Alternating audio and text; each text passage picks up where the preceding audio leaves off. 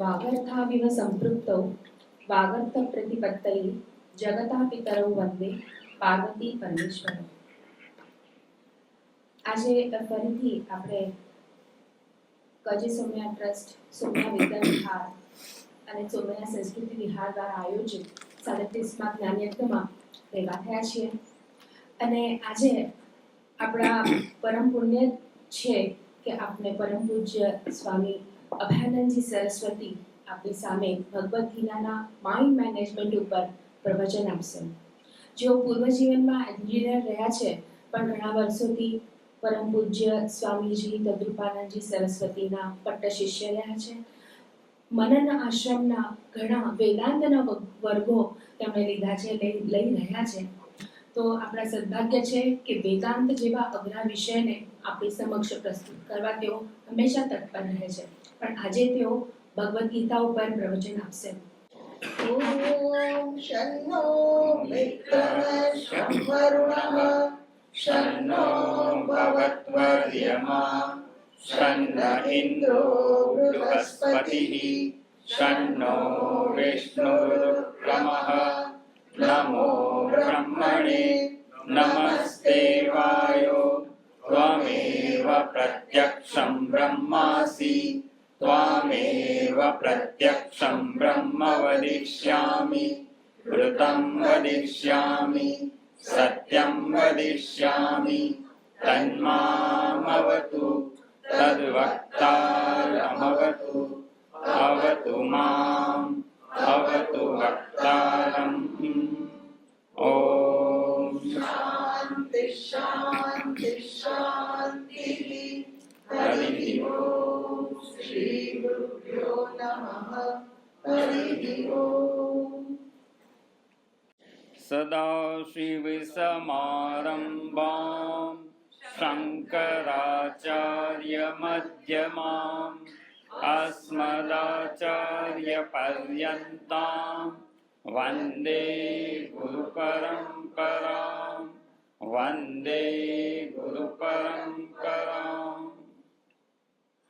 ચૈતન્ય સ્વરૂપ વ્યાપક પરમાત્માને હું વંદન કરું છું. જે ચૈતન્ય સ્વરૂપ પરમાત્મા આપણા મનને વિચારો કરવાનું સામર્થ્ય પ્રદાન કરે છે, એવા અંતરાત્મા રૂપે રહેલા પરમેશ્વરને વંદન કરી આજનો જે આપણો વિષય છે, શ્રીમદ ભગવદ્ ગીતાની દ્રષ્ટિએ મનના નિયમનના ઉપાય, જેને આજકાલની ભાષામાં કહીએ તો એવું કહી શકાય માઇન્ડ મેનેજમેન્ટ વર્કશોપ. શાસ્ત્ર આ જ વાત જણાવે છે, પણ એના આ નવા શબ્દો વાપરે એટલે લોકોને એવું લાગે કંઈક નવું હશે. આ બધી વસ્તુઓ આપણા શાસ્ત્રોમાં ખૂબ વિસ્તારથી જણાવેલી છે, અને એમાંથી જ એકાદ મુદ્દો લઈ અને મોટા મોટા વર્કશોપને સેમિનાર કરતા હોય છે. એ લોકો લેતા નથી નામ કે આ ભગવદ્ ગીતાનું છે. આપણે ભગવદ્ ગીતાનું નામ લઈ અને આ વાત સમજવાનો પ્રયત્ન કરવાના છીએ કે મનના નિયમનના ઉપાય ભગવદ્ ગીતા કઈ દ્રષ્ટિએ સમજાવે છે. તો એમાં આજે 3 દિવસનો આપણને સમય ઉપલબ્ધ થયો છે ઈશ્વર કૃપાએ, તો કયા કયા મુદ્દાની વિચારણા કરીશું એ પહેલાં આપણે જોઈ લઈએ કે મનના નિયમનના ઉપાય કહીએ માઇન્ડ મેનેજમેન્ટ વર્કશોપ. તો મનનું નિયમન એટલે શું? થોડી વિચારણા કરવી પડે ને. મનનું નિયમન કરવું છે તો શું આપણું મન નિયમનમાં છે કે નહીં? પહેલા પ્રશ્ન એ થશે, નિયમનમાં છે કે નહીં? તો કે નિયમન કોને કહેવાય? કે આ વસ્તુ નિયમમાં છે, ટૂંકમાં કે તો નિયમમાં છે, આમ કે નિયમનમાં છે. તો વસ્તુ નિયમનમાં છે કે નહીં એ કેવી રીતે ખબર પડે? અને એ ક્રાઇટેરિયા આપણે નક્કી કરીએ પછી ખબર પડે કે જો આવું હોય તો આ નિયમનમાં છે, અને આવું ના હોય તો નિયમનમાં નથી. હવે આ નેપકિન છે, ઉપરથી છોડી દઉં તો શું થશે? તો આ જે નેપકિન છે એ કોના નિયમનમાં છે? ગુરુત્વાકર્ષણ બળના નિયમમાં જ રહે છે. એ એની ઉપર જઈ શકે નહીં. પણ ધારો કે અહીંથી છોડી દઉં નીચે ના આવે તો ગુરુત્વાકર્ષણ બળના નિયમનમાં નથી. જેવું થવું જોઈએ એવું ના થાય તો એને શું કહેવાય? નિયમનમાં નથી.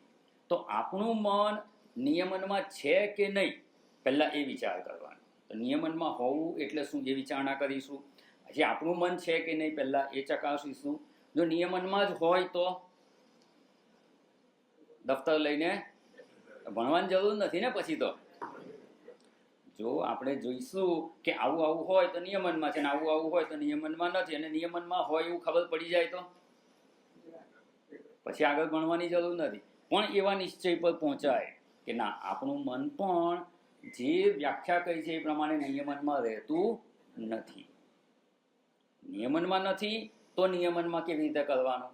તો કે નિયમનમાં કરવાનો પ્રયત્ન કરો. ગાડી ચલાવતા હોઈએ અને ધારો કે ગાડી ચલાવતા ચલાવતા રસ્તાની નીચે ઉતરે છે એવું લાગે તો શું કરવાનું? સ્ટીયરિંગ ફેરવવાનું. આગળની ગાડી સાથે અથડાઈ જાય એવું લાગે તો શું કરવાનું? બ્રેક મારવાની અને નિયમનમાં રાખવાનો પ્રયત્ન કરવાનો. એવી રીતે મન પણ ધારો કે એમ નક્કી થાય કે નિયમનમાં નથી રહેતું, તો એને નિયમનમાં રાખવાનો પ્રયત્ન કરો. પણ પ્રયત્ન કરીએ ને ત્યારે શું આપણા પ્રયત્નથી મન નિયમનમાં આવી જાય છે ખરું? આ બધા મુદ્દાની આપણે વિચારણા જોવાના છીએ. તો નિયમનમાં રાખવું એટલે શું? તો નિયમનમાં છે મન એટલે શું? અનિયંત્રિત છે એટલે શું? બંને સમજીશું. આપણું મન નિયમનમાં છે કે નહીં, નથી એવું લાગે તો એને નિયમનમાં રાખવાનો પ્રયત્ન કરવાનો. અને ધારો કે આપણા પ્રયત્નથી પણ નિયમનમાં ન રહે તો અહીંયા મનને નિયમનમાં રાખવાનું એવું કહ્યું ને, એટલે કેવી રીતે રાખવાનું? સાસુ વહુને નિયમનમાં રાખે એવી રીતે? શું એનાથી ઊંધું એમ? કદાચ જમાના પ્રમાણે એવું બની શકે. શું એવી રીતે નિયમનમાં રાખવાનું છે મનને? મનને નિયમનમાં રાખવાનું જે આ દ્રષ્ટાંત જોયું એવું બીજું એક દ્રષ્ટાંત લઈએ સ્પષ્ટતા માટે, કે ચૂલા ઉપર તપેલી મૂકી છે. એ તપેલી કેવી હશે? કોના નિયમનમાં છે? અગ્નિના નિયમનમાં છે. તો અગ્નિના નિયમનમાં છે તો એ ગરમ હશે જ. આમાં નામ જ શું છે એનું? એકવાર એવું થયું, એક બેન આવી કે તપેલી મૂકીને ગયા. ડ્રોઈંગ રૂમમાં પંખો ચાલુ હતો અને ટેબલ પર મૂકી, અને એમના હસબન્ડને કીધું, જો તપેલી મૂકી છે એમ ધ્યાન રાખજો. પેલા ભાઈને કંઈ તપેલી છે એટલે વાસણ તપેલી સમજી ગયા અને જઈ અને કે આને હટાવીને આમ મૂકું, પકડીને મૂકવા ગયા. શું થયું? પછી કહે છે, કેવું તો જોઈએ કે આ ગરમ છે, પણ મેં તમને કહ્યું તું તો હતું. શું કહ્યું તું? ઘણા લોકોને ઘણી વાર કહેતા હોય છે કે આ તો તપેલી છે, બહુ છંછેડવાના. તો મનનું નિયમન એટલે શું? What is mind management? એને પહેલા આપણે સમજીશું. માઇન્ડ મેનેજમેન્ટ એટલે શું? મન કેવી રીતે આપણા નિયમનમાં હોવું જોઈએ, અને એની વિચારણામાં પહેલા તો કે મન નિયમનમાં છે કે નહીં. નિયમનમાં છે તો સમજીએ કે અનિયંત્રિત છે. બંને ઓપ્શન આપણે વિચારવાઈશું. અને જો નિયમનમાં હશે તો આગળ કંઈ કરવાનું નથી. એવું નિયમનમાં રહેલું મનથી શું કરવાનું? પૂજ્ય સ્વામીજીનો વિષય શું હતો? હા, તો નિર્ગુણ માનસ પૂજા કરવાની. આત્મતત્વરૂપી જે લિંગ છે એની આરાધના કરવાની. આરાધયા. પણ એ કરવા માટે જો આપણું મન તૈયાર નથી, કહીએ છીએ કે એ કરવાનું, સ્વામીજી કહે છે ને 7 દિવસ પ્રવચનમાં શું સાંભળ્યું? ખબર છે બધાને, કરતું નથી કોઈ. અને હવે પ્રયત્ન પણ કરીએ પણ થતું નથી. પ્રશ્ન બીજો આવે છે, સમજાઈ ગયું આપણને, આટલું શ્રવણ કરી લીધું કે આત્મલિંગની પૂજા કરવાની, એની આરાધના કરવાની, સમાધિ કરવાની, એમાં મનને પરોવવાનું. કરીએ ત્યારે મન એ પ્રમાણે કરતું નથી. મન સાથ આપતું નથી. કહીએ એ પ્રમાણે કરતું નથી. હવે આનાથી વ્યાખ્યા થઈ ગઈ. મન નિયમનમાં છે એવું ક્યારે કહેવાય? આપણે કહીએ એમ કરે. છે કે વ્યાખ્યાની જાતે જ બની ગઈ. એટલે પેલું જે દ્રષ્ટાંત કીધું ને, સાસુ વહુને નિયમનમાં રાખે કે વહુ સાસુને, ગમે તે તમે સમજી લેજો. એવું કહી શકાય કે ઓફિસમાં કામ કરતા હોય અને જે મેનેજર હોય એ મેનેજર એના સ્ટાફને જે રીતે નિયમનમાં રાખે એ પ્રકારે આપણું મન આપણા નિયમનમાં રહેવું જોઈએ. એ શું કરે? નિયમનમાં રાખે એટલે શું કરે? એના જેટલા પણ સ્ટાફ મેમ્બર્સ હશે, જેટલો સ્ટાફ હશે, બધાને શું કહેશે? દરેકને કામ વહેંચી દીધું હશે. અને જેને જે કામ કર્યું હોય એ કામ એણે કરવાનું. કોઈકને બેસી રહેવાનું કામ આપી દીધું હોય, સિક્યુરિટી હોય, એને શું કરવાનું? બેસી રહેવાનું. કોઈ પરચેઝમાં હોય તો બહાર જઈને ખરીદી કરવાની હોય, કોઈ સેલ્સમાં હોય, માર્કેટિંગમાં હોય તો બધે ફરતા રહેવાનું. જુદા જુદા જ કામ વહેંચેલા છે, પણ જ્યારે જેને જે કામ સોંપે એ કામ જો એ બરાબર કરે તો શું કહેવાય?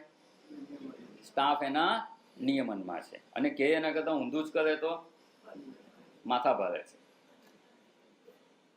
હોય ને, ઘણા એવા છે કહ્યું એના કરતાં ઊંધું જ કરે.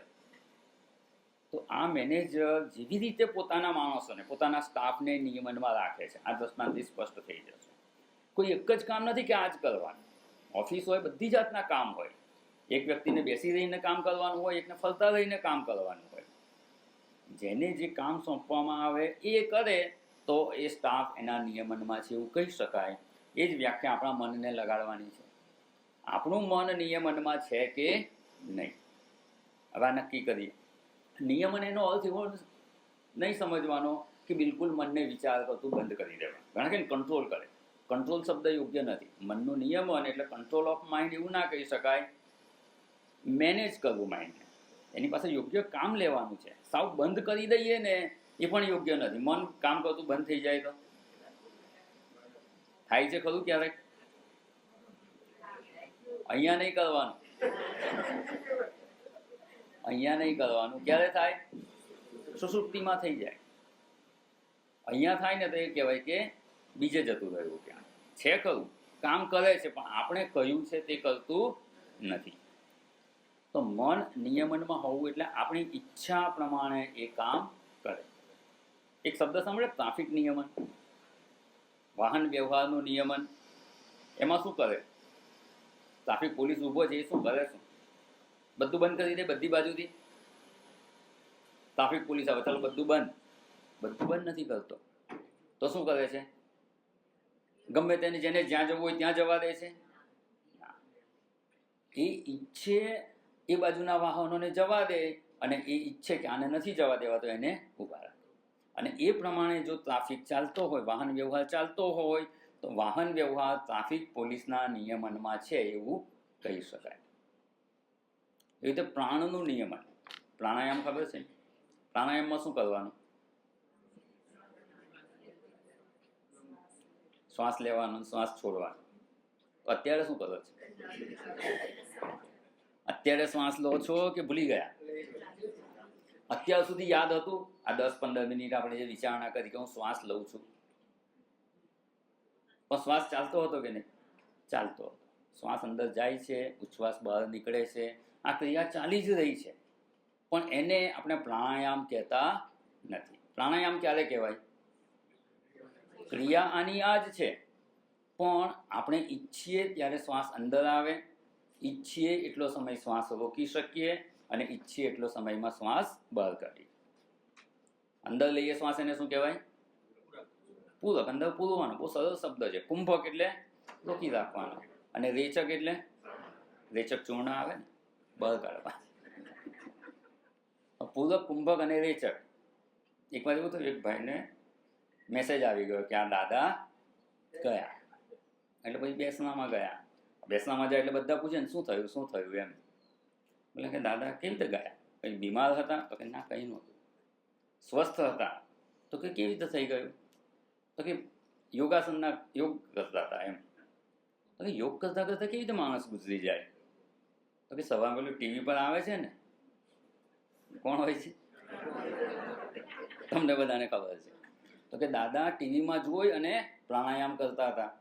એમાં પહેલાં હવે શ્વાસ અંદર લો, પછી કે શ્વાસ રોકી રાખો, શ્વાસ બહાર કાઢો, પછી કે શ્વાસ અંદર લો, શ્વાસ રોકી રાખો, અને લાઈટ ગઈ, ટીવી બંધ થઈ ગયું. એટલે દાદાને પછી કુંભક જ થઈ ગયું.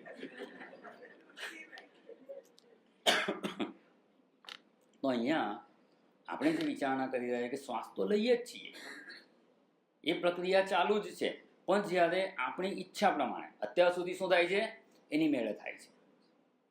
આપણી ઈચ્છા પ્રમાણે થાય તો પ્રાણનું આપણે નિયમન કરી રહ્યા છીએ એવું કહેવાય. અને એવા પ્રાણનું નિયમન તો એને પ્રાણાયામ કહેવાય. ક્રિયા એટલી જ છે. તો અહીંયા મનનું નિયમન એટલે શું? મન આપણી ઈચ્છા પ્રમાણે કામ કરે. મનનું કામ શું છે? વિચાર કરવાનો.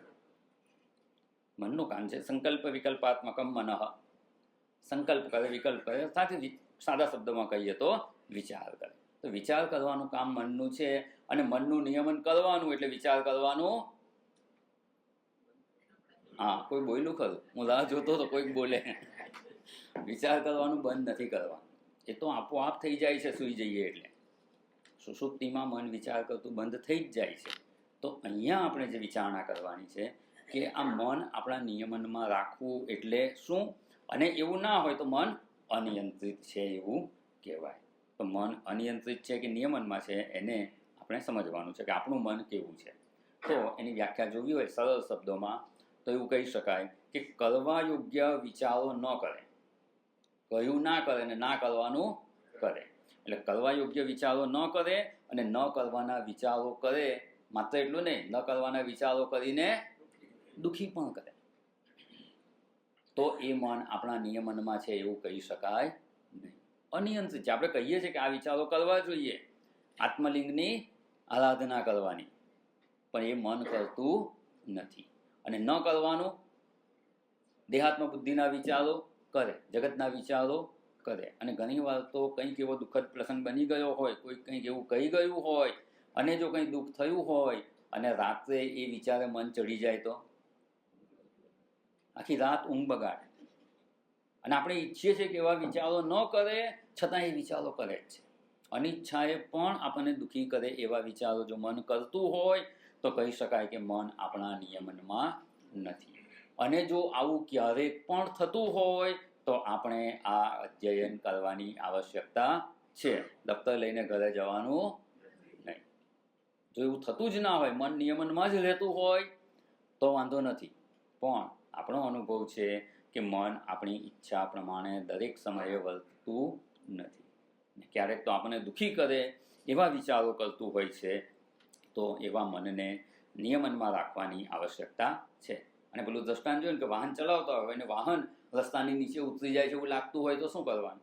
સ્ટીયરિંગ ફેરવી નાખવાનું. ખબર પડી કે અનિયંત્રિત થઈ રહ્યું છે વાહન, તો નિયમનમાં લઈ લો. એવી રીતે મન આપણા નિયમનમાં નથી એવું લાગે તો શું કરવાનું? નિયમનમાં લેવાનો પ્રયત્ન કરવાનો. અને નિયમનમાં લેવાનો પ્રયત્ન કરીએ ત્યારે સમજાય છે કે મન આપણા પ્રયત્નથી, સ્વપ્રયત્નથી નિયમનમાં આવતું નથી. પ્રયત્ન કરી લેવાનો. નથી થતું તો શું કરવાનું? પ્રયત્ન કરજો. અહીંયા નહીં, ઘરે જાઓ પછી. અત્યારે તો આ વિચારણા સાથે કરવાની. આપણું વેદાંતનું અધ્યયન છે ને એ વિચાર માર્ગ છે. વિચારણા જ કરવાની. ગ્રંથ, કોઈ પણ ગ્રંથનું અધ્યયન કરીએ ને એની સાથે સાથે વિચાર યાત્રા કરવાની. તો ગ્રંથ જે અંતિમ લક્ષ્યનું નિદર્શન કરે છે ત્યાં આપણે પહોંચી જઈશું. વિચારણાથી જ જવાનું છે. પેલું કહે ને વેદાંતમાં જીવને કહેવામાં કે હે જીવ તું બ્રહ્મ છે. એને બ્રહ્મ કેવી રીતે થવાનું? વેદાંતના સાધક તરીકે આપણી સાધના શું છે? વિચાર જ કરવાનો. એક માટીનો ઘડો છે, એ ઘડાએ પોતાને માને છે કે હું ઘડો છું, એમાંથી એણે માટી થવું છે.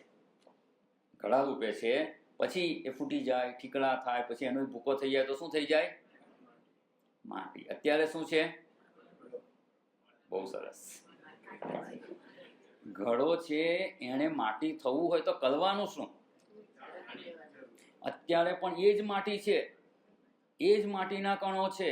પહેલા માટીનો પિંડ હતો, ઘડો ઉત્પન્ન થયો એ પહેલા. અને ધારો કે 5 લાખ માટીના કણ છે, મોલેક્યુલ્સ હોય ને, 5 લાખ માટીના કણ છે. પછી કુંભાર શું કરશે? એને ચાકડા પર ચડાવશે અને એને એક ઘડાનો આકાર આપી દીધો. ઘડો બની ગયો ત્યારે એમાં માટીના કેટલા કણ છે? એટલા જ 5 લાખ કણ. અત્યારે ખાલી થયું શું? એની ગોઠવણી બદલાઈ ગઈ. કણ જે બાજુમાં હતા થોડી ગોઠવણી બદલાઈ ગઈ અને આપણે કહી દીધું ઘડો બની ગયો.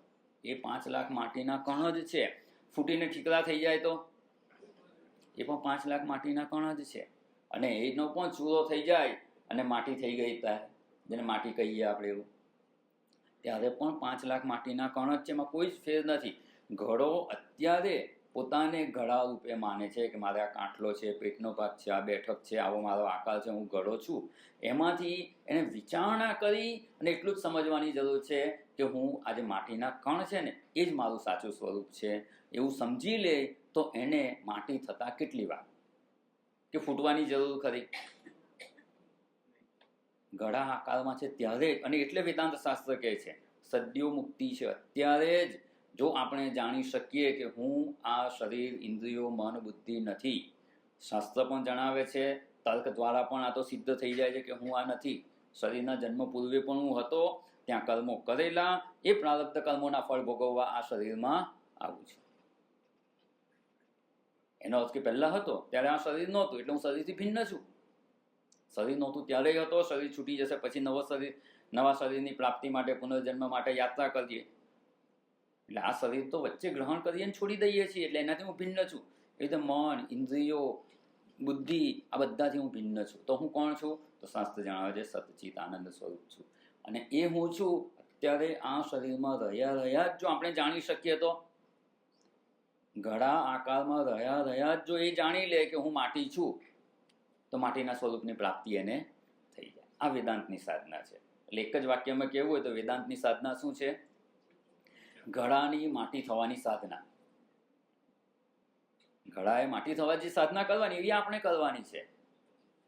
અને એ વેદાંતનું અધ્યયન છે. એટલે અહીંયા વાત એ કરતા હતા આપણે કે શાસ્ત્ર, જે શાસ્ત્રનું અધ્યયન કરીએ એની સાથે સાથે વિચાર યાત્રા કરવાની. વિચાર યાત્રા કરીએ તો આપણી પ્રગતિ થશે.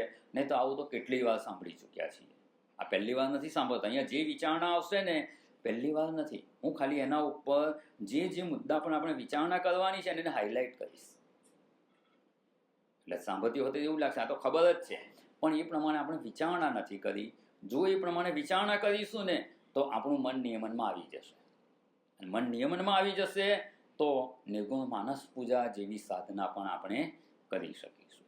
એવું મન આપણું તૈયાર થાય એના માટે અહીંયા આપણે વિચારણા જોવાની છે. એટલે આપણું મન જો અનિયંત્રિત હોય તો જાતે નિયમન કરી લો. પણ જાતે નિયમન કરીએ, સ્વપ્રયત્નથી મનનું નિયમન કરવું લગભગ અસંભવ છે. અને એવું અસંભવ લાગતું હોય, અને અનેક વાર પ્રયત્ન આપણે નથી કરતા એવું નથી, પ્રયત્ન ઘણી વાર કરીએ છીએ.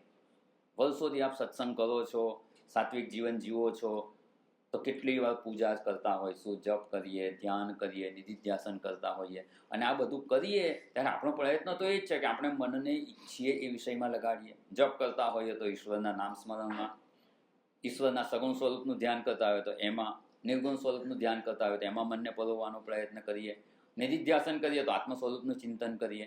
પણ જેટલો સમય નક્કી કરીને બેસીએ છીએ કે 3 મિનિટ, 5 મિનિટ, 10 મિનિટ, બહુ લાંબા કલાકો નહીં ગણવાનો શરૂઆતમાં, નહીં તો સુસુપ્તિ આવી જાય. એટલે થોડોક સમય જે નક્કી કરો તે, અને બને ત્યાં સુધી છે ને એલાર્મ મૂકી દેવાનું. નહીં તો શું થાય, 10 મિનિટ માટે બેઠા હોય ને એક મિનિટે જોયા કે 10 મિનિટ થઈ ગઈ, 10 મિનિટ થઈ ગઈ, એ જોવું ના પડે એટલે એલાર્મ મૂકી દેવાનું, અને એટલું જ કરવાનું. એ રીતે મનને અભ્યાસ કરીએ તો આમાં આગળ વધી શકાય. એટલે અહીંયા આ પ્રયત્ન કરીએ છીએ, અને જે કરે છે એને સમજાય છે કે આપણા પ્રયત્નથી, સ્વપ્રયત્નથી મન નિયમનમાં રહેતું નથી. જે વિચારણા કરવી હોય એનાથી બીજું જ કરે. અને પછી કામ કરતા હોય ત્યારે ઘણા લોકો એવું કહે અમે તો આખો દિવસ મનમાં ઓમ નમઃ શિવાયનો જપ ચાલતો જ હોય છે. ગમે તે કામ કરતા હોય ને તો આત્મચિંતન જ કરતા હોઈએ છીએ. ખબર નહીં કેવી રીતે કરતા હશે. ખરેખર આત્મચિંતન કરવા બેસે ત્યારે તો મન કરતું જ ના હોય. તો એવા મનને સ્વપ્રયત્નથી જો નિયમનમાં ન રાખી શકતા હોઈએ તો શું કરવાનું? તો કે જે એ ઉપાય જાણતું હોય ને એને પૂછી લેવાનું, એનું માર્ગદર્શન લેવાનું. એટલે ટીવી પર એક શો આવે છે ને, કયો આવે છે? કેબીસી, કોણ બનેગા કરોડપતિ. એમાં શું હોય? ધારો કે એક સવાલ પૂછે અને ન આવડે તો ઓપ્શન આપે, એમાંય ના આવડે તો હેલ્પલાઇન.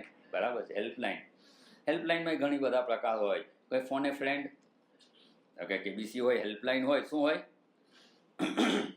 એને ખબર છે કે મારા આ મિત્રને કે આ મારા જે સંબંધી છે, ઓળખીતા છે, એને આનો જવાબ આવડતો હશે, અને એને ફોન લગાવે, એની હેલ્પ લેવામાં આવે. અહીંયા આપણે કોની હેલ્પ લેવાની? બસ એ થોડો વિચાર કરો. જે આપણને સાચું માર્ગદર્શન આપી શકે એની હેલ્પ કરવાની. Please help me. પણ કોને કહેવાનું? તો કે આ મન વિશે આપણો જે પ્રશ્ન છે એવો પ્રશ્ન પહેલાં કોઈને થયો છે ખરો? શાસ્ત્રમાં મોટે ભાગે ઉપદેશ એવી રીતે આપવામાં આવે છે. યુધિષ્ઠિર ધારો કે ભીષ્મ પિતા પાસે ગયા અથવા કોઈ બીજા પાસે જાય અને કે આનું શું થાય, આનું શું છે, તો તરત કે પહેલાં આવું થયું હતું, આ વ્યક્તિ એમના ગુરુ પાસે ગયા હતા ને એમને આ ઉપદેશ આપેલો, એ હું કહું છું.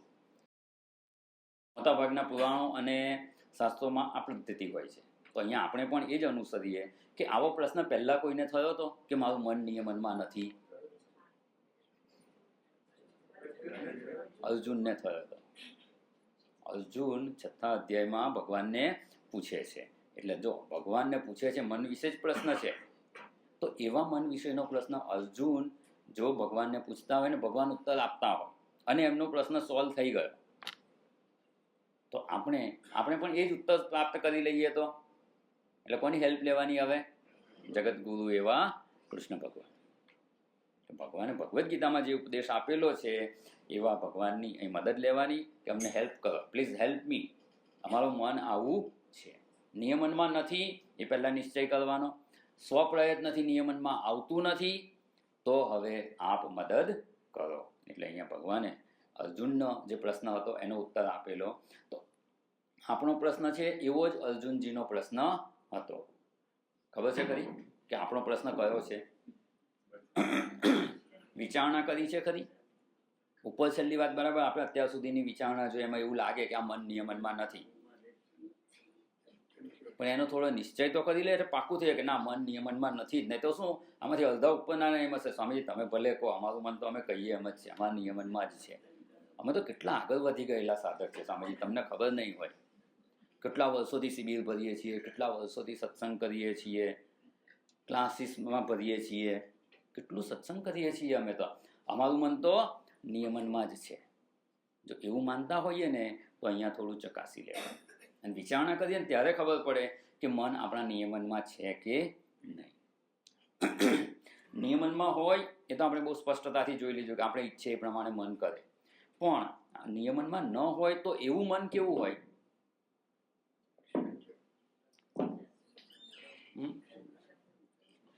નિયમનમાં ન હોય એ મન કેવું હોય એ આપણે સમજી લઈશું. અને જો આપણું મન એવું હોય તો સમજી જવાનું કે આપણું મન નિયમનમાં નથી. છે એવું કહેવામાં તો આપણી પાસે 50-60% એવા કારણો મળી જાય કે ક્યારેક કહીએ મનને અને મન એ પ્રમાણે કરે તો એટલું માની લે કે મન તો મારું નિયમનમાં છે. પણ જો થોડોક સમય પણ 60% નિયમનમાં હોય 40% નિયમનમાં ના હોય તો એ નિયમનમાં નથી એવું જ કહેવાય. ઇલેક્ટ્રિકનો વાયર હોય, અહીંયા પિન તૂટી ગઈ છે, 2 વાયર છૂટા છે અને કોઈ તમને કહે કે આ વાયરને અડો, શું કહેશો તમે? કેમ ના અડાય? અરે પહેલા પૂછી લેવાનું સ્વિચ બંધ છે કે નહીં, અને એવું કહે કે સ્વિચ બંધ છે તો અડાય. ના અડાય એવું કેમ કહી દીધું? અડાય તો પહેલા પૂછી લેવાનું સ્વિચ બંધ છે ને. ધારો કે તમે એવું પૂછો કે સ્વિચ બંધ છે અને વ્યક્તિ એવો જવાબ આપે કે 99% તો બંધ છે. 60-40%ની વાત કરે ને કે 60% નિયમનમાં છે ને 40% નિયમનમાં નથી, માં તો 99 અને 1% એવું કે 99% તો બંધ છે, તો શું કરવાનું? ચેક કરવાનું તો અડીને ને.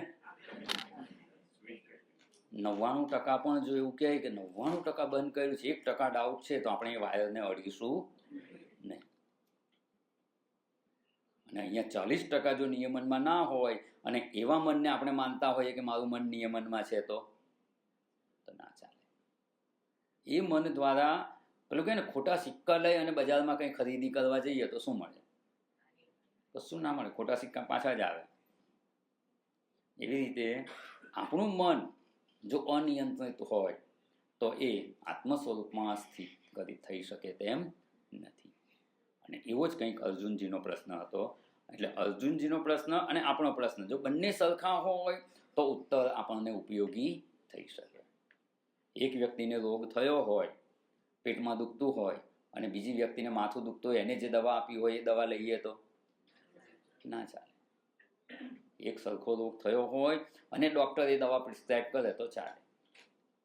એક જ સરખો રોગ હોય, એક વ્યક્તિને દવા આપી હોય, એની પાસે 10 ટેબ્લેટનું પત્તું છે, અને બીજા કોઈ વ્યક્તિને પણ એ રોગ થયો, પ્રવાસમાં ગયા હોય, ત્યાં દવા મળતી ના હોય ને પેલા ભાઈ પાસે છે તો એમાંથી લઈ શકાય, ડૉક્ટર કહે સેમ દવા આપે તો. એવી રીતે આપણે આપણા પ્રશ્ન જે છે, આપણી જે મૂંઝવણ છે એનો વિચાર કરવાનો. અર્જુનજીની મૂંઝવણ હતી, એમનો જે પ્રશ્ન હતો એનો વિચાર કરવાનો. જો બંને એક સરખા હોય તો પછી ભગવાને જે ઉત્તર આપેલો છે, જે સમાધાન આપેલું છે, એ આપણને ઉપયોગી થઈ શકે. અને એ પ્રમાણે પ્રયત્ન કરીએ તો આ જે પ્રશ્ન છે એનાથી મુક્તિની પ્રાપ્તિ થઈ શકે તેમ છે. અનિયંત્રિત મનને નિયમનમાં લાવી શકાય તેમ છે. કરવાની સાધના એક જ છે. મન નિયમનમાં આવી ગયું તો મનને કહીશું કે આત્મ સ્વરૂપનું ધ્યાન કરે, આત્મ સ્વરૂપનું ધ્યાન કરશો તેમાં સ્થિતિ થઈ જશે. પ્રશ્ન ક્યાં અટકે છે? જે કરવું છે એ કરવા માટે મન તૈયાર નથી. મન આપણું કહ્યું માનતું નથી અને મન નિયમનમાં નથી, તો એને નિયમનમાં લાવવા માટેની આપણે શાસ્ત્ર પાસેથી વિચારણા સમજવાની છે. તો આપણો પ્રશ્ન છે શું છે?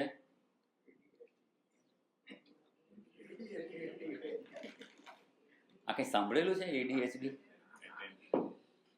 હા, આ કોઈ ડિગ્રી હોય એવું લાગે છે ને, MBBS ને LLB ને LLM ને એવું હોય એવી. તો આપણી ડિગ્રી છે કે આપણો પ્રશ્ન છે? જોઈએ એટલે ખબર પડશે. બહુ સરસ આ વિષય છે, attention deficit hyper activity disorder. અને આ ડિગ્રી નથી, આપણો પ્રશ્ન કે મૂંઝવણ જ છે. એવું કેવી રીતે ખબર પડે? છેલ્લો શબ્દ શું છે? ડિસઓર્ડર છે એટલે શું? ઓર્ડરમાં તો નથી જ. ઓર્ડરમાં તો નથી જ. એના પરથી ખબર પડે કે આપણો પ્રશ્ન છે, આપણી મૂંઝવણ છે. નહીં તો ઓર્ડરમાં હોત. પેલું કે ના વ્યક્તિ લાઈનનો માણસ છે અને કે આઉટલાઈનનો માણસ છે એટલે શું? લાઈન પર નથી જીવતો. પેલું છે ને, હમણાં એક આવેલો એક વોટ્સએપ પર સરસ મેસેજ હતો. વડાપ્રધાન મોદી સાહેબ ખરા ને, એમના આસિસ્ટન્ટને એમણે કહ્યું, કોઈ વર્લ્ડ લીડર હતા, બહુ ઉત્પાત મચાવતા હતા અને નામ નહીં લેવાનું, તો કે તેને ફોન લગાવો. કે તો પેલા ભાઈ એમના આસિસ્ટન્ટે ફોન લગાવી દીધો. ફોન લગાવ્યો તો ફોન બિઝી હતો કે નહોતો લાગતો. તો કે સાવ તું લગાવતો રહે, ફોન લાગે એટલે મને કહેજે. એટલે એને ફોન લગાવ્યો અને પછી પેલી લાઈન થ્રુ થઈ ગઈ એટલે આવીને કહે છે કે આ સાહેબ હવે લાઈન પર છે. એ લાઈન પર આવી ગયા છે કે આવો ફોન પર. તો શું કીધું ખબર છે? હવે ફોન કાપી નાખે. તો કેમ? હવે લાઈન પર જ લાવવાના. એવી રીતે આપણા મનને ઓર્ડરમાં લાવવાનું છે. અને અહીંયા શું છે? ડિસઓર્ડર છે. શું આપણું મન આવું ડિસઓર્ડર છે, અનિયંત્રિત છે? અને અહીંયા આ જે સિમ્ટમ્સ બતાવેલા છે, attention deficit hyper activity disorder, આને થોડુંક સમજી લઈશું તો આપણું મન અનિયંત્રિત છે કે નહીં એ નિશ્ચય પર પહોંચવાનું છે. જો 1% પણ આપણને ડાઉટ હોય કે કદાચ સ્વિચ ચાલુ હશે તો આપણા માટે એ જોખમ થઈ જાય છે. તો અહીંયા આપણા મનમાં આમાંથી જેટલા સિમ્ટમ્સ જોઈશું કે મન આવું હોય તો એ ડિસઓર્ડરમાં કહેવાય, મન આવું હોય તો એ ડિસઓર્ડરમાં કહેવાય, મન આવું હોય તો ડિસઓર્ડરમાં કહેવાય. એમાંથી કોઈ એકાદ વસ્તુ પણ એવું નહીં માનવાનું કે આટલું બધું હોય તો જ આપણું મન અનિયંત્રિત છે, એમાંથી અડધું હશે તો ચાલશે, એવું નથી. આમાંથી એકાદ વસ્તુ પણ જો આપણને લાગુ પડે તો સમજી લેવાનું કે આપણું મન ડિસઓર્ડરમાં જ છે, અનિયંત્રિત જ છે. એને નિયંત્રિત કરવાની આવશ્યકતા છે અને એ નિયંત્રિત કરવા માટે, મનના નિયમન માટે ભગવાને જે ઉપાય જણાવેલા છે એ આપણને ઉપયોગી થઈ શકે તેમ છે. નહીં તો એમ થાય ને કે આપણે જરૂર નથી તો જવા દો. અહીંયા તો આખો દિવસ બધા સેશન ચાલે છે ને. હવે એમાં કોઈક આવીને એવું કહે કે આજે સાંજે કુકિંગ ક્લાસનો છે. હવે જેને રસોઈ કોઈ દિવસ બનાવી નથી, કિચનમાં ગયા નથી, કેટલાય ભાઈઓ એવા હશે, સ્ટવ ચાલુ કરતા, ગેસ ચાલુ કરતા જ નથી આવડતું, લાઇટર ક્યાં હોય એ જ ખબર નથી, ક્યારેય બનાવવાનાય નથી, તો એ કુકિંગ ક્લાસમાં આવશે ખરા? એ શું કહેશે? આપણે કામનું નથી. એવી રીતે આમાંથી એકાદ વિષય પણ, એકાદ મુદ્દો પણ જો આપણને લાગુ પડતો હશે ને તો આ વિચારણા આપણા માટે ઉપયોગી છે. એ આપણે વિચારવાનો પ્રયત્ન કરવાનો છે. Attention deficit hyper activity disorder, આ યાદ રાખજો, ADHD. આ કોઈ ડિગ્રી નથી, કારણ કે ડિગ્રી અનેક જાતની હોય એટલે પહેલી વાર એ ભ્રાંતિ થઈ શકે. એકવાર એવું થયું, એક ભાઈને પૂછ્યું કે શું ડિગ્રી તારી છે? અહીંયા લખેલી છે, કદાચ આ વંચાય તો જુઓ, ઝીણા અક્ષર છે. શું છે આ? કઈ ડિગ્રી હશે બોલો? 5 times appeared but failed. Appear તો થયા ને, હવે આની ડિગ્રી ગણે. આવી કોઈ આ ડિગ્રી નથી. એટલે હા, કેનારો તો બધું જ કે છે. કોલેજમાં એડમિશન લીધું હોય ને તો સેકન્ડ યર પાસ, થર્ડમાં નહીં, સેકન્ડ યરમાં પાસ. એવી આ કોઈ ડિગ્રી અહીંયા એડીએફડી નથી. આપણો પ્રશ્ન છે અને એ પ્રશ્નના નિરાકરણ માટે અહીંયા વિચારણા કરવાની છે આપણે. તો હવે આ એડીએચડીને 3 વિભાગમાં વહેંચી દઈએ છીએ આપણે વિચારણામાં સરળતા રહે એના માટે. તો પહેલું તો ઇનએટેન્શન. આ સિમ્ટમ્સ આપણામાં છે ખરું? ઇનએટેન્શન, એટેન્શન રહી શકતું નથી. આપણે વિચારણા કરીએ કે આપણે 10 મિનિટ આ વિષયનો જ વિચાર કરવો છે, આ જ વસ્તુ પુસ્તક મારે વાંચવું છે કે આ વિષય પર જ મારે કોન્સન્ટ્રેટ કરવું છે. શું 10 મિનિટ બીજો કોઈ પણ વિચાર ન આવે અને એક વિષયમાં આપણું મન એકાગ્ર થઈ શકે છે ખરું? અને આ વિચારણા બધાને ઉપયોગી છે. 5 વર્ષના બાળકથી લઈને 85 વર્ષના દાદા હશે તો એને પણ ઉપયોગી થઈ શકે એમ છે. કારણ કે દરેકના પોતપોતાના ધ્યેય જુદા છે. અહીંયા માત્ર એક જ વિષય લઈને આપણે વિચારણા નથી કરતા કે બસ આત્મ સ્વરૂપનું ચિંતન કરવું છે, એ જ નહીં. આ વિચારણા દરેક ક્ષેત્રમાં ઉપયોગી થશે. વિદ્યાર્થી અધ્યયન કરતો હોય અને એક પાઠ એને વાંચવાનો હોય, એ પાઠ વાંચતા ધારો કે સમજીને વાંચે તો 15 મિનિટ લાગે છે. આ 15 મિનિટમાં એનું મન કેટલી વાર ડિસ્ટ્રેક્ટ થાય છે? જો એનું મન એક પણ વાર ડિસ્ટ્રેક્ટ નહીં થાય અને એક ધ્યાનથી એટેન્શનથી વાંચી લેશે તો એક જ વાર વાંચી લીધેલું એને યાદ રહી જશે. પણ થાય છે શું? થોડુંક વાંચે અને કંઈક બીજો વિચાર આવી જાય. એટેન્શન ત્યાં રહેતું નથી, ઇન એટેન્શન થઈ. એટેન્શન નથી રહેતું, બીજે ધ્યાન જતું રહે છે. થોડુંક વાંચે, 2-3 પેરેગ્રાફ વાંચે અને મનમાં વિચાર આવે કે સાંજે તો આ મિત્રને ત્યાં પાર્ટી છે, ફ્રેન્ડને ત્યાં પાર્ટી હોય તો કે સાંજે તો મારે પાર્ટીમાં જવાનું છે, અથવા રમવા જવું છે, કાર્ટૂન ફિલ્મ જોવી છે, નાના છોકરાએ તો વિડીયો ગેમ રમવી છે. કંઈક ને કંઈક બીજા વિચાર આવી જાય છે. અને 2-3 પેરેગ્રાફ વાંચ્યા, ચોથા પેરેગ્રાફમાં મન બહાર જતું રહ્યું અને આખો પેરેગ્રાફ પૂરો થઈ ગયો. કારણ કે આંખો તો ફરતી જ હોય, આંગળી ફરતી હોય, વંચાઈ જાય, પણ રજીસ્ટર થયું હોય નહીં.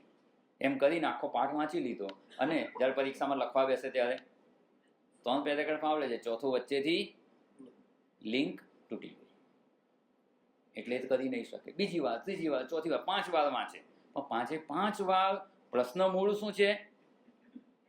એકાગ્રતા નથી રહેતી. એકાગ્રતા નથી રહેતી એટલે દરેક સમયે જુદા જુદા પેરેગ્રાફ વખતે મન ડિસ્ટ્રેક્ટ થઈ ગયું એટલે આખો પાઠ એને યાદ રહેશે જ નહીં. તો એના માટે પણ અહીંયા વિચારણા છે કે આવું ઇનએટેન્શન જો આપણું હોય એ લક્ષણ, તો એ ડિસઓર્ડર જ કહેવાય. અને બધા, અને આનાથી લઈને કોઈ મોટા માણસો છે જે પોતાના કામ ધંધો કરે છે, નોકરી કરે છે, એ લોકોને પણ આ તો પ્રોબ્લેમ છે. મેડિકલ સ્ટોરમાં હોય, ધારો કે 2-4 દ્રષ્ટાંત જોઈશું આપણે, બાકી દરેક જગ્યાએ આ પ્રશ્ન હોય છે. મેડિકલ સ્ટોરમાં કોઈ દવા આપી, ભાઈ ખોખું પાછું મૂકવાનું હોય, ક્યાં મૂકી દીધું? જો એના પ્રોપર ખાનામાં ના મુકાય અને બીજે મુકાઈ ગયું અને બીજું કોઈ દવા લેવા આવે, એ દવા આપવાની, હવે ક્યાં શોધવાનું? મૂકી દીધા પછી ભૂલી ગયા કે ક્યાં મૂકેલું છે તો મળે જ નહીં. એ વખતે ધ્યાન જ નહોતું, મૂકતી વખતે મૂકેલું છે પોતે જ. અને ઘણીવાર આપણે એવું થાય, આપણે જાતે જ મૂકેલી હોય વસ્તુ. ઘણીવાર એવું કહેવાય છે મજાકમાં, એટલું સાચવીને મૂકે ને એ ભાઈ મળે જ નહીં.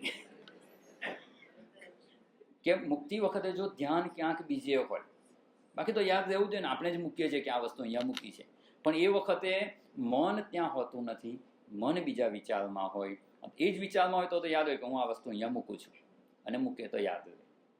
પણ એ વખતે ઇનએટેન્શન, એ જે ડિસઓર્ડર છે, એ ડિસઓર્ડરનો આપણે બધાને અનુભવ છે. અને એવું હોય છે એટલે કોઈ પણ કામ આપણે સારી રીતે નથી થઈ શકતું. નાના બાળક લોયું, મોટા માણસનું, બહેનો રસોઈ બનાવતા હોય, રસોઈ બનાવતા બનાવતા વચ્ચે મોબાઈલ આવે ને એના વિચારે મન ચડી ગયું, ડિસ્ટ્રેક્ટ થઈ ગયું, અને પછી મસાલો કરતા હોઈએ દાળમાં, હળદર નાખી છે કે નહીં એ ડાઉટ જાય તો એ તો જોઈ લેવાય, પણ મીઠું નાખ્યું છે કે નહીં તો એ તો પછી બીજું નખાઈ જાય. એટલે મીઠું વધારે ના કહેવાય, શું કહેવાય ને? ડબલ થઈ જાય. વધારે પડે તો થોડુંક હોય, 5-10% હોય તો વધારે કહેવાય, ડબલ હોય તો. એટલે દરેક જગ્યાએ આ ડિસઓર્ડર તો આપણા માટે દુઃખરૂપ થાય જ છે. અને એનાથી આગળ વધીને અધ્યાત્મના સાધક માટે આપણે જપ કરતા હોઈએ, ધ્યાન કરતા હોય કે નિધિધ્યાસન કરવું હોય, એ વખતે મન એ વિષયમાં ન રહેતા બીજા વિચારોમાં જતું રહેતું હોય તો એ એકાગ્રતાનો અભાવ જ કહેવાય અને એને ડિસઓર્ડર જ કહેવાય. બીજા બધા તો સિમ્ટમ્સ જોઈશું, પણ આ તો છે જ ને, તો આપણે આના અધિકારી છીએ. આપણા માટે આ માર્ગદર્શન ઉપયોગી છે. એ જ રીતે ઘણા બધા મુદ્દા આમાં વિચારેલા છે કે પોતે જ મૂકેલી વસ્તુ ભૂલી જવું. ઘણી વાર એવું થાય, મોબાઈલ મૂકી દીધો હોય, પર્સમાં મૂકી દીધો અને આખા ઘરમાં શોધીએ. બહાર જવાનું હોય તો થોડું એડવાન્સમાં જ મૂકી દીધો હોય પર્સમાં, અને પછી ક્યાં શોધવાનું? અને એમાં પણ જો સત્સંગમાં આવવાનું હોય સાયલન્ટ કરીને મૂકી દીધો તો રિંગ કરે તોય ખબર ના પડે. પોતે જ મૂકેલી વસ્તુ આપણને ના મળે તો એ પણ આ ડિસઓર્ડર જ કહેવાય. ઘણીવાર એવું થાય, આ કેસીસ અમે જોયા છે, વસ્તુ મૂકીએ ને, ટેબલ ધારો કે ગોઠવવાનું હોય કે પોતાની રૂમ ગોઠવવાની હોય, ગમે એટલો પ્રયત્ન કરે ને સરખું ગોઠવી જ ના શકે. અમુક લોકોના ટેબલ જ એટલા મેસ થયેલા હોય ને કે કોઈ વસ્તુ સરખી ટેબલ પર મળે જ નહીં. એને કહીએ કે ટેબલ તો ગોઠવ સરખું, તો ગોઠવીને પાછું એવું જ હોય, એ સૂઝ જ ના પડે. એવું નહીં કે નથી આવડતું, પણ એ ટાઈમે સૂઝ જ ના પડે, મન સાથ નથી આવતું, એ ડિસઓર્ડર કહેવાય. મારે હિમાલય યાત્રામાં એકવાર ગયા હતા ને, તો એક ભાઈને એવી ટેવ હતી, રોજ રાતે ત્યાં તો રૂમમાં મોટા રૂમ હોય એટલે એક રૂમમાં 5-5, 7-7 જણા હોય, દરેકને પોતાનો પલંગ ને પલંગ નીચે બેગ મૂકવાની. એ રોજ રાતે પોતાની બેગ લે, પલંગ પર મૂકે, બેગમાંથી બધું જ બહાર કાઢે, ખબર નહીં શું કરે, અને પાછું બધું અંદર મૂકે. રોજનો આ નિયમ. એવું નહીં કે કાલે ખબર છે એ વસ્તુ અલગ રાખી હોય કે, પણ કંઈ નહીં, કોઈ કારણ વગર રોજ આખી બેગ ખોલે અને પાછી મૂકે, એની સાથે હું સરખી ગોઠવી દઉં. એટલે આ પણ જો આવું હોય તો એને પણ ડિસઓર્ડર કહેવાય. ઘણીવાર એવું થાય કે વસ્તુ નજર સામે જ હોય, કીધું હોય કોઈકને કે મારા રૂમમાં ટેબલ પર આ વસ્તુ પડી છે એ લઈ આવ. ત્યાં જઈને આવે, ટેબલ પર એ વસ્તુ પણ જોવે, બધી જ વસ્તુ જોવે, પણ એ વસ્તુ પર નજર જ ના પડે, ધ્યાનમાં જ ના આવે, અને કે એ વસ્તુ તો ત્યાં નથી. લાલ પેન મંગાવ્યું તો કે ત્યાં નથી. પછી આપણે જઈએ તો એ વસ્તુ ત્યાંની ત્યાં જ હોય.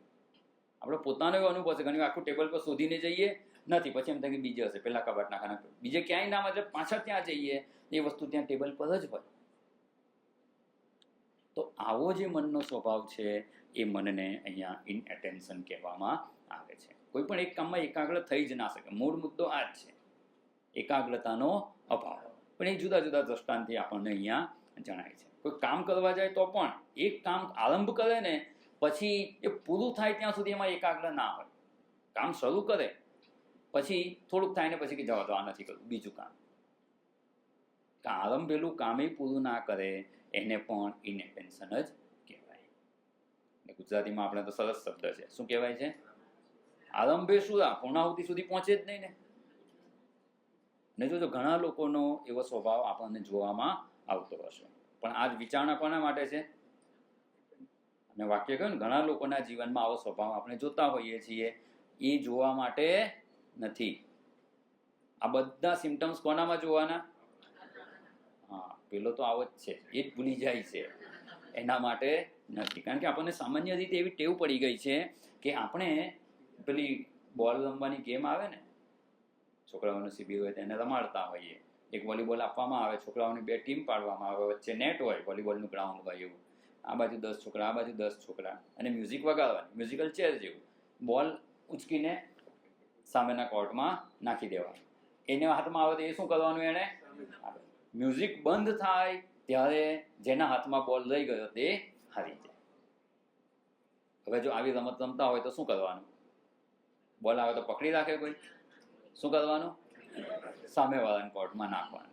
એટલે આપણને શાસ્ત્ર જ્યારે પણ ઉપદેશ આપે છે ને કે કામના છોડી દો, રાગ દ્વેષ છોડી દો, ક્રોધ છોડી દો, આ પેલો જ બહુ ક્રોધી છે, પેલો જ આવો છે, એણે આવું કરવું જોઈએ, પેલાનું જ ઇનએટેન્શન છે, એની જ એકાગ્રતા નથી. કોઈ કામ કહીએ તો શાંતિથી નથી કરતા, ઘરના બધા સભ્યોમાં આ શોધવાનો પ્રયત્ન નહીં કરતા. એના માટે છે જ નહીં. આ આપણા પોતાના માટે છે કે જો આપણામાં આ સિમ્ટમ્સ છે તો આપણે આ ઉપદેશની આવશ્યકતા છે, અને પ્રયત્ન કરીશું તો આ ડિસઓર્ડરમાંથી શું થશે? લાઈનમાં આવી જશે આપણું મન.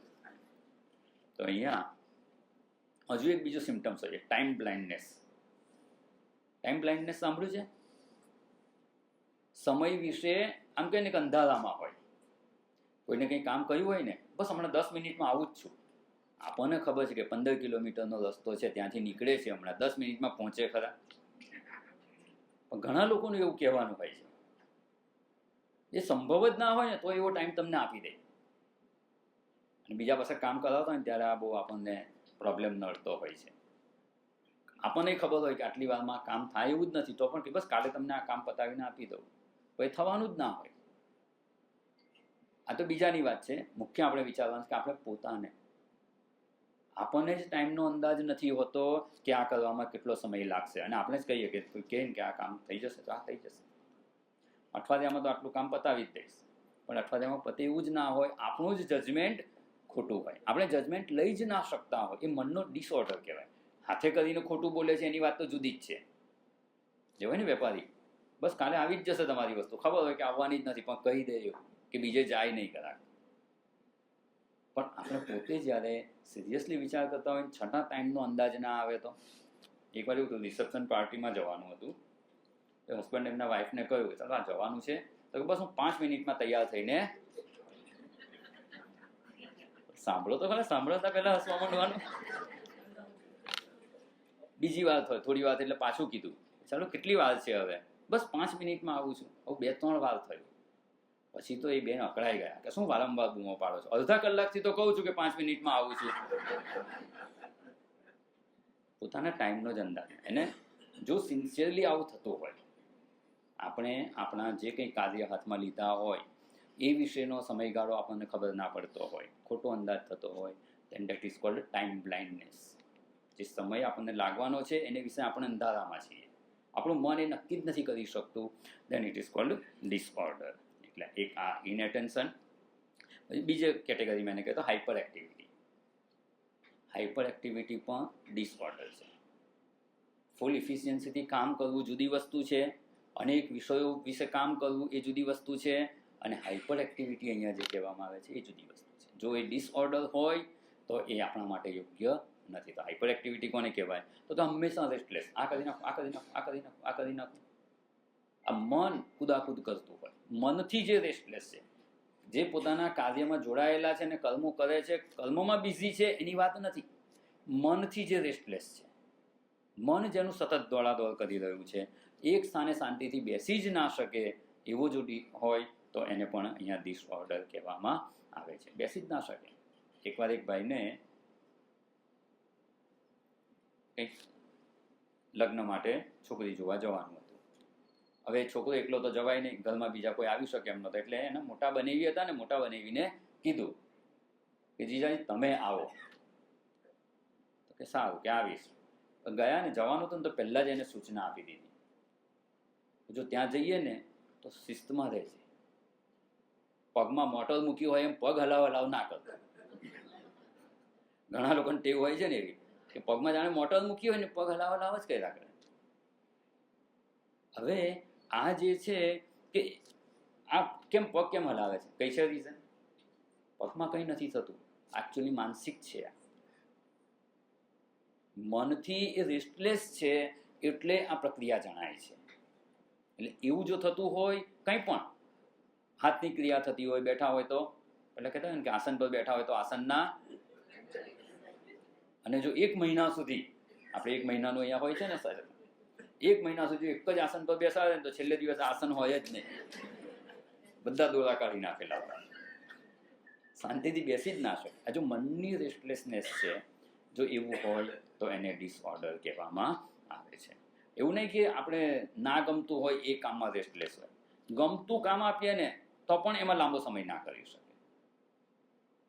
એક સાથે એક કામ શરૂ કરે એ પૂરું ના થાય તો બીજું પૂરું ના થાય ત્રીજું. જો આવું આપણામાં થતું હોય તો એ આપણું ADHD આપણી ડિગ્રી કહેવાય, અને એ આપણો ડિસઓર્ડર છે. એમાંથી આપણા મનને મુક્ત કરવા માટે શાસ્ત્રની વિચારણા. અત્યારે તો આપણે શું જોઈ રહ્યા છીએ? આપણું મન નિયંત્રણમાં છે કે નહીં એ ટેસ્ટ કરી રહ્યા છીએ. આમાંથી જો કંઈ પણ હોય તો એ ડિસઓર્ડર જ છે. અને ડિસઓર્ડર છે તો એને ઓર્ડરમાં લાવવા માટે ભગવાને ઉપદેશ ભગવદ્ ગીતામાં આપેલો જ છે. આ આપણી મનની સ્થિતિ પહેલાં સમજી લેવાની. પછી અર્જુનની સ્થિતિ કેવી છે, બે જુદી હશે તોય ઉપયોગી નહીં થાય.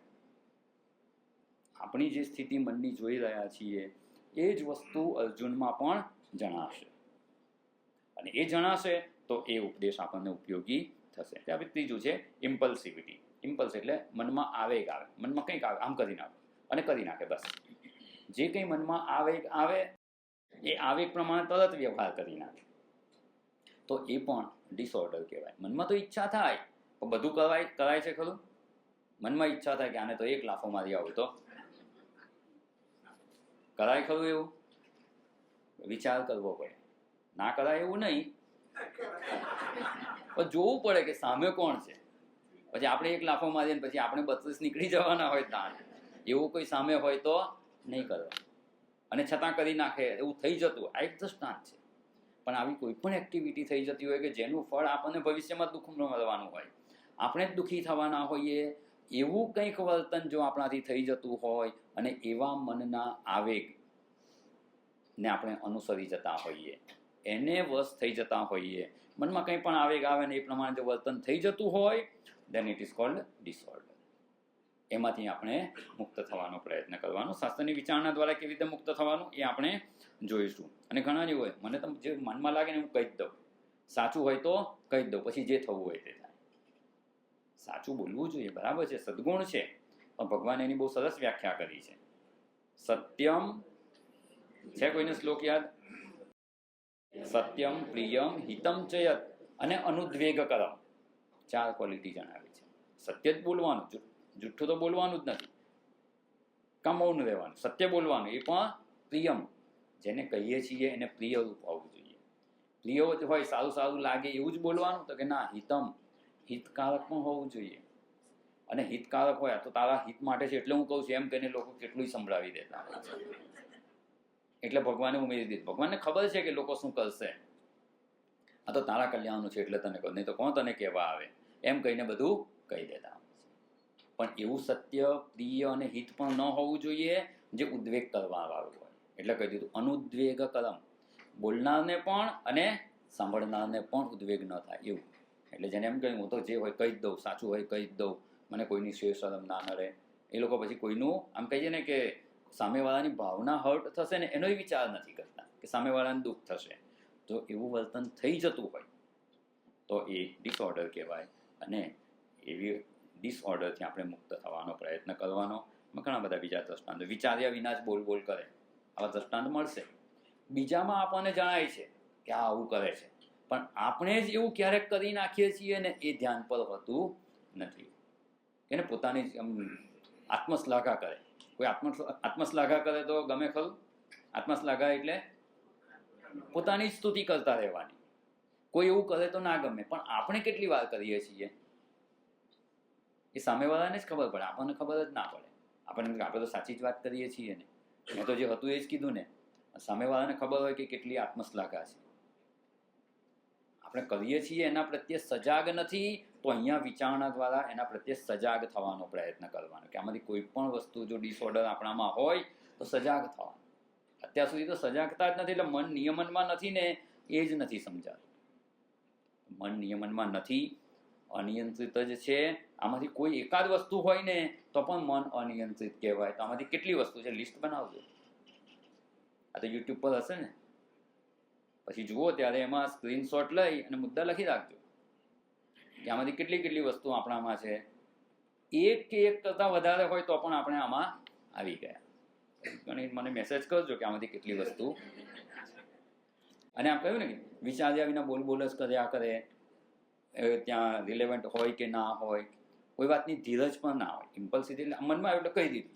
ધીરજ રાખ, વિચાર કર કે આનાથી આ મને નુકસાન કરનાર તો નથી ને.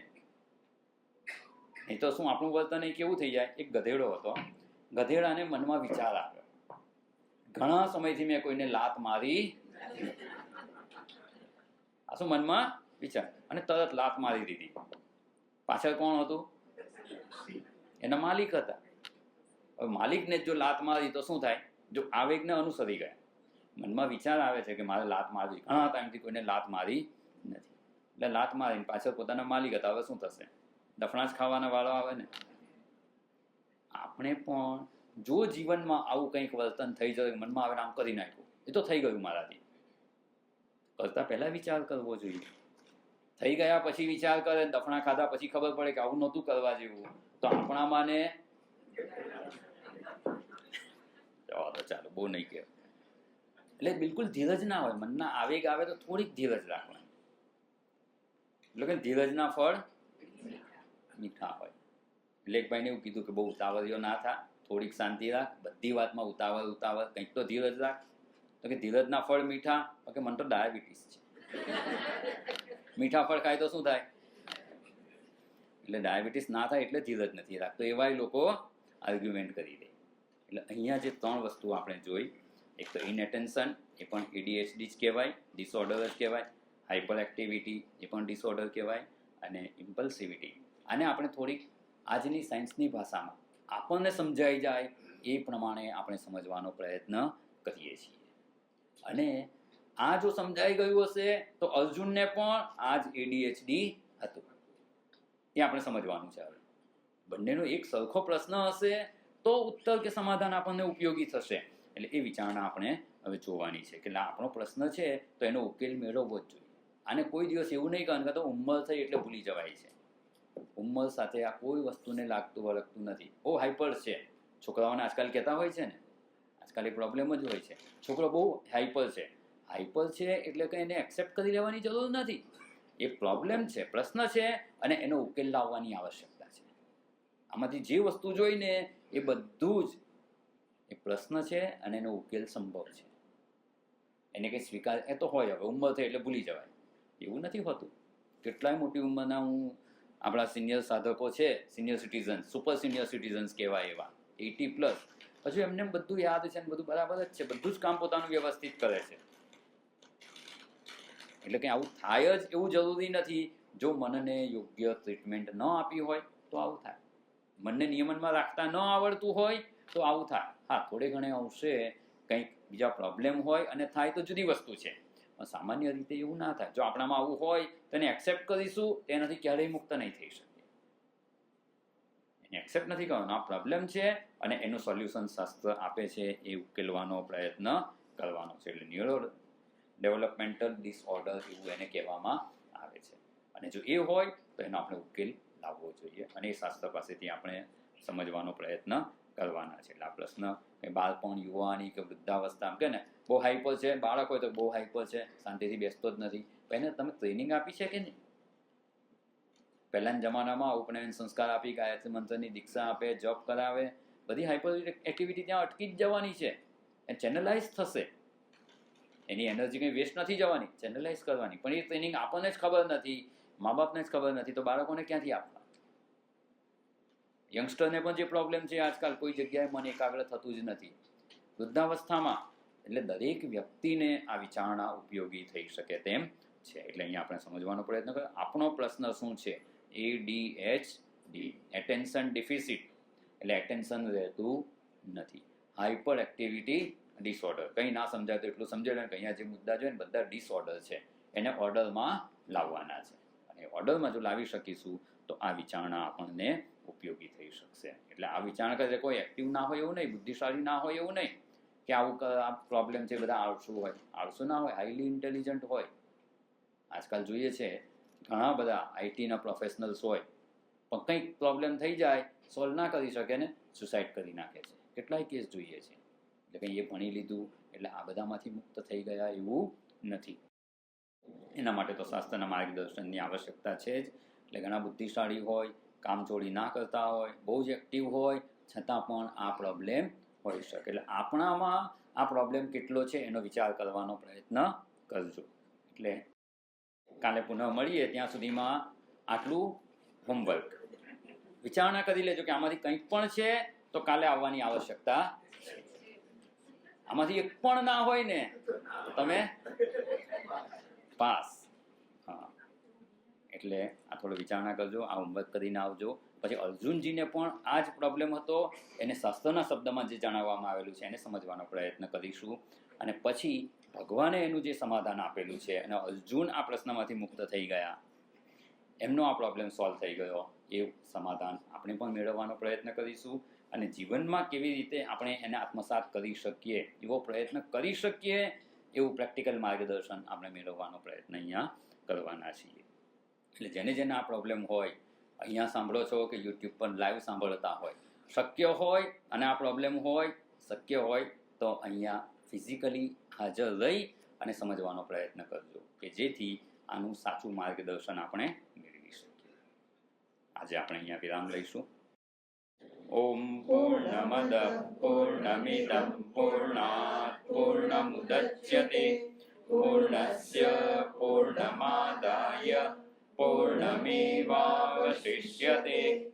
ઓમ શાંતિ શાંતિ શાંતિ. હરિ ઓમ. શ્રી ગુરુભ્યો નમઃ. હરિ ઓમ. ખૂબ ખૂબ ધન્યવાદ. આપણા બધાના મનની વાત આજે સ્વામીજીએ કરી છે. અને કહેવાય છે ને, મન એવા મનુષ્યના કારણ મનને મોક્ષયોગો. તો આ વાતને આપણે આગળ કાલે વધારીશું અને અમને તમને સાંભળવાની બહુ જ ઉત્સુકતા રહેશે.